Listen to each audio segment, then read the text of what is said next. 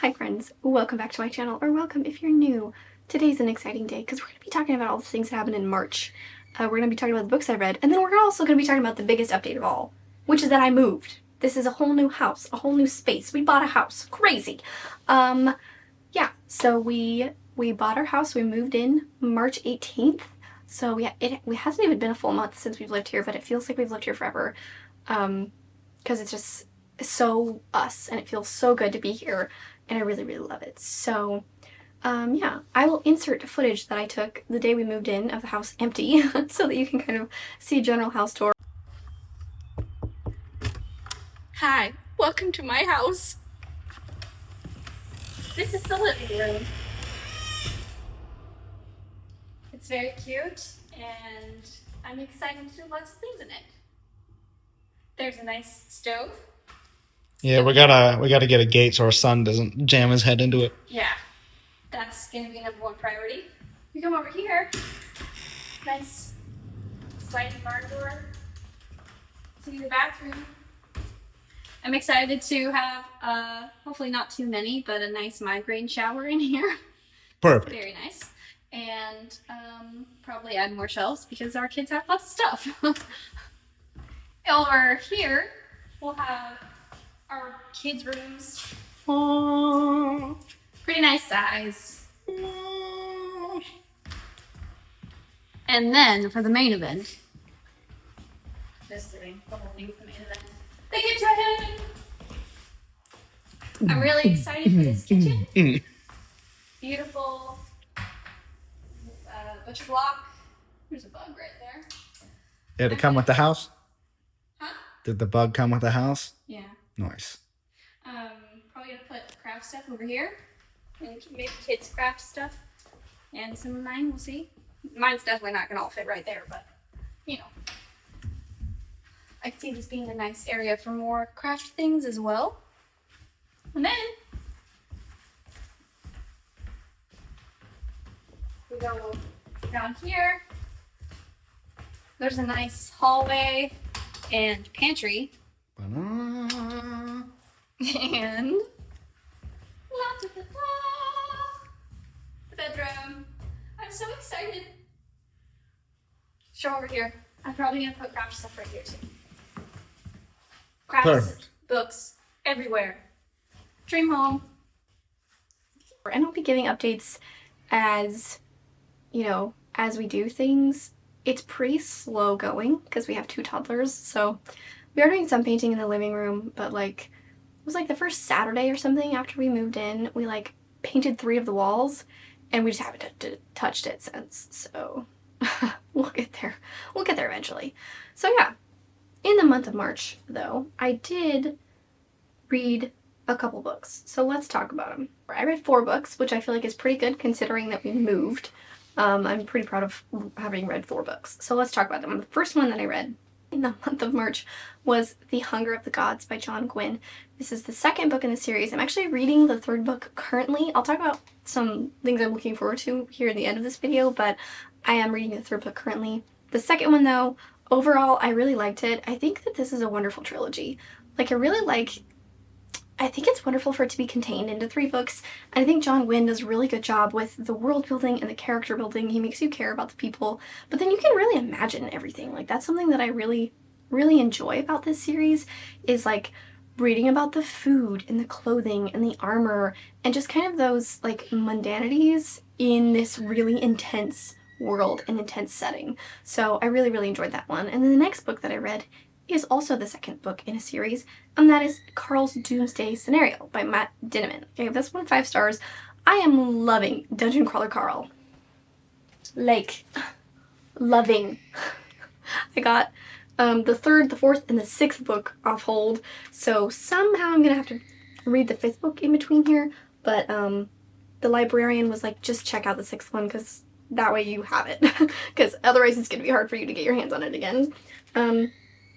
So yeah, if you hear screaming, my kids are fine. They're just playing. So I'm loving Dungeon Crawler Carl. I think that this one was, it was good. It was really good. I really loved it. I love so much about this series. I think it's funny. I think it's creative. I love the depth and the complexity that comes with it, because honestly, going into it, I was like, this seems like a little bit of a dude bro book, right? There's so much more depth there than I ever imagined there being. The next one that I read was Good Soil, The Education of an Accidental Farmhand by Jeff Chu. Now, this book I overall enjoyed, but I think the synopsis does a disservice. Okay, sorry. My kids needed my attention. I think that the synopsis of this book does it a big disservice, because it kind of, it pitches it as this book of a journalist who spends some time on a farm working as a farmhand and like what he learns about gardening. That's not really what this is about. This is about a journalist. He is a journalist.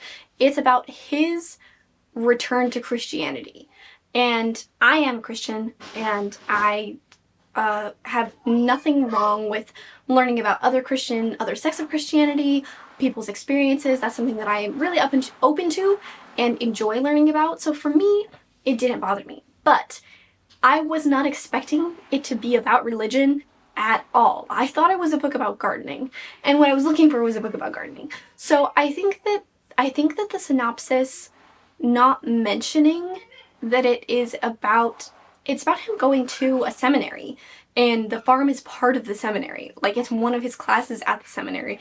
And so really every single part of it is about Christianity, metaphors in gardening through faith. Like, and I think it was wonderfully written, but I do think that synopsis does a very big disservice to it. So if this is a book that sounds interesting to you, just know that it's about religion. I would say it's more about religion than it is about gardening or farming. So that's just something that I was like, oh, okay. I didn't think that that's what this book was going to be about. And then a lot of it also is about his sexuality. He's gay, and him kind of coming to terms with being gay, being Christian, and how he can kind of bridge the gap there. So I did think that it was well written, and I think that it was informative. I enjoyed learning about his experiences. I think it's always beneficial to learn about someone's experiences different than my own. Okay. My kids are at the very end of their quiet time, and they're really feeling it. I do think that this book had good things to say. And then I think the only other critique that I would have of it, I think it needed to be edited a little bit more. I don't think it needed to be quite as long as it was, and it's not a particularly long book, but I think that it would have benefited from being a little bit shorter, because I feel like he just kind of kept repeating himself, especially towards the end. I was like, okay, we've heard you say this exact thing a bunch of times. And then the last book that I read in the month of March was The Unmaking of June, Farrow by Adrienne Young. I gave this 4 stars. I hadn't really necessarily been planning on reading this book. I'd seen a lot of people talking about it, but I didn't really know what it was about at all. And one of my friends was like, hey, can you read this book? Because I need someone to talk to about it, because I'm kind of confused, and like, I need someone to talk about this book with. And so I was like, okay, let me put a hold on it. And then my hold came off super fast. So I was like, okay, I'll just read it. This book is about June, and she is part of this family of women, and every generation, one of these women kind of like goes crazy. And that's like what people know about them. Her grandmother has just died, and she's starting to have like the same symptoms that her grandma had. Hold on, can I say... Okay, I can't say what I wanted to say because that's going to be a spoiler.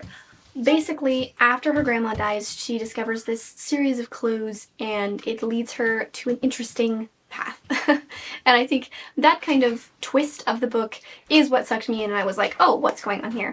Overall, I think this is a good book. I think it's well written. I think that it has interesting things to say. What a family saga this video is becoming. What was I even saying?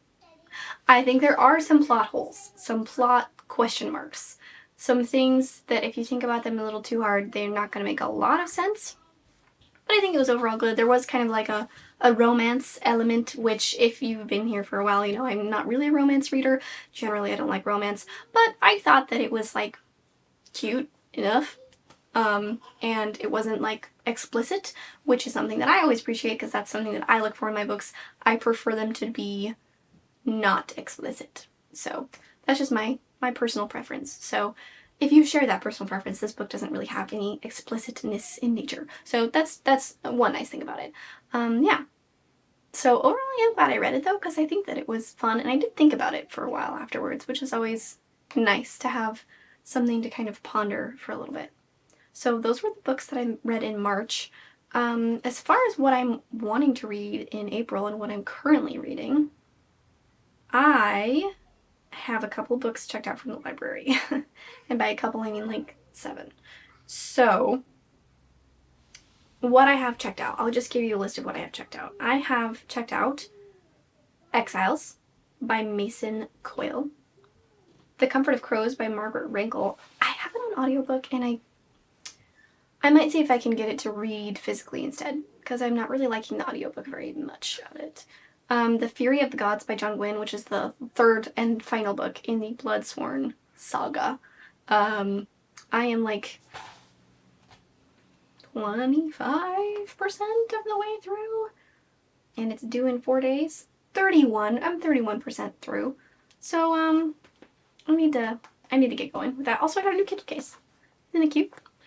And then Clear by Karis Davies. I heard about this book because the author of Hamnet, Maggie Farrow, said that this book was one that really inspired her and really moved her. And so I was like, ooh, I'd like to read that, because I really enjoyed Hamnet and I loved the movie. The movie made me sob my eyes out. Which the book also made me sob my eyes out, but I think that the film was just beautifully made, and I highly recommend it. And then Jane Austen's Bookshelf by Rebecca Romney. I also have as an audiobook. So I haven't tried that out yet. But then I also have The Dungeon Anarchist Cookbook by Matt Dinniman, which is the 3rd book. The Gate of the Feral Gods, which is the 4th book.